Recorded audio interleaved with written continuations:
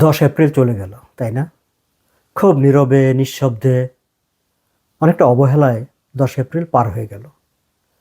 আচ্ছা, আপনার কি মনে হয়েছে আজ 10 এপ্রিল একটি বিশেষ দিন, বাঙালি জাতির, বাঙালির ইতিহাসের একটি অবিস্মরণীয় দিন? 10 এপ্রিল ব্যক্তিগতভাবে কি মনে হয়েছে? আমি জানি যে জাতিগতভাবে, সরকারিভাবে, রাষ্ট্রীয়ভাবে এখন এটি আর কারো মনে হবার কথা না, বা মনে হলেও আলগোছে সেটাকে পাশ কাটিয়ে রাখবে তারা। কারণ যে কারণে আমি 10 এপ্রিলকে মনে করবার কথা বলি, ঠিক তার বিপরীত সত্তার, তার বিপরীত চেতনা, তার বিপরীত ভাবনার একটি সরকার এখন দেশে প্রতিষ্ঠিত আছে। তার বিপরীত রাজনীতি এখন দেশের রাজনৈতিক অঙ্গনকে দখল করে আছে।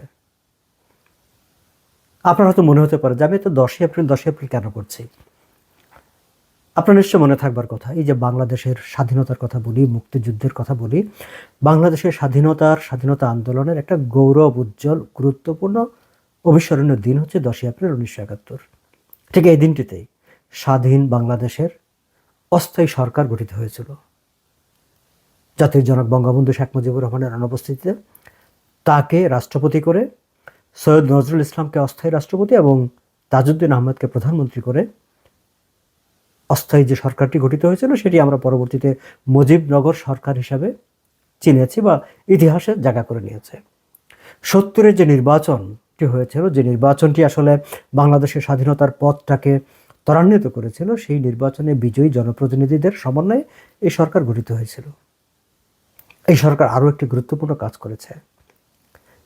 10 এপ্রিলই আনুষ্ঠানিকভাবে স্বাধীনতার ঘোষণাপত্র, প্রোক্লেমেশন অফ ইন্ডিপেন্ডেন্স জারি করেছিল, যেটি ছিল সেই সময়কার মুক্তিযুদ্ধ পরিচালনার আইনগত দলিল। বাংলাদেশের স্বাধীনতা যুদ্ধ একটি বৈধ রাষ্ট্রীয় প্রচেষ্টা হিসেবে স্বীকৃতি পায় সারা বিশ্বে।